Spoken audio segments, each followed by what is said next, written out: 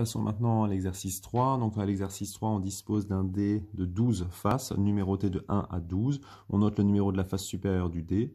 Alors ce genre de dé, vous n'avez peut-être pas l'habitude d'en voir, mais on en voit souvent ceux qui par exemple jouent au jeu de rôle ou des choses comme ça. Il y a des dés de 12 faces, 20 faces, enfin bref, on n'a pas forcément les dés de 6 faces. Quelle est la probabilité d'obtenir un nombre pair? Alors première chose à faire, c'est de reconnaître toutes les issues possibles qui vous permettent d'avoir un nombre pair. Donc ici, les nombres pairs, quand on observe, on a qui? On a par exemple 2, 4, 6, 8, 10 ou 12. Donc on regarde, on a 1, 2, 3, 4, 5, 6 issues possibles. Et donc la probabilité d'obtenir un nombre pair, c'est 6 sur 12. Nombre d'issues favorable sur nombre d'issues au total. On simplifie et donc on obtient 1 sur 2. On simplifie en haut et en bas par 6. Petite question B, obtenir un multiple de 4. Donc multiple de 4, cette fois-ci, on cherche tous ceux qui sont dans la table de 4, qui sont plus petits ou égaux à 12. Donc on a 4, 8, 12. On a 3 issues possibles parmi les 12. Donc on a 3 sur 12. 3 sur 12, si on simplifie en haut et en bas par 3, on obtient donc un quart. Dernière question, on cherche la probabilité d'obtenir un nombre qui n'est pas un multiple de 3.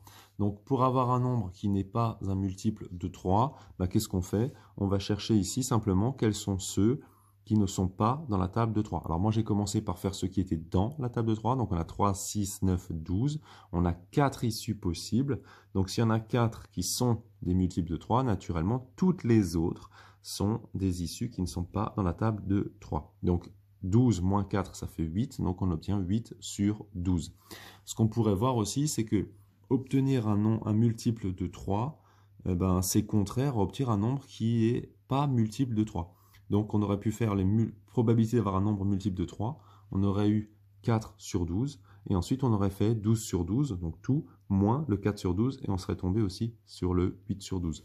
Ça, c'est ce qu'on appelle donc l'événement complémentaire. Par exemple, si A, on note l'événement avoir un multiple de 3, et bien A bar, c'est comme ça qu'on le note, avec une petite barre au-dessus, c'est l'événement contraire, c'est avoir un nombre non multiple de 3. Donc en fait, c'est le contraire, hein. Si on met les deux ensemble, on a tout le monde. Donc ici, on a une propriété. Cette propriété, alors je le mets ici. Alors pour l'instant, si vous êtes en difficulté, c'est peut-être pas le moment de l'utiliser, mais si vous êtes à l'aise, vous pouvez regarder ça.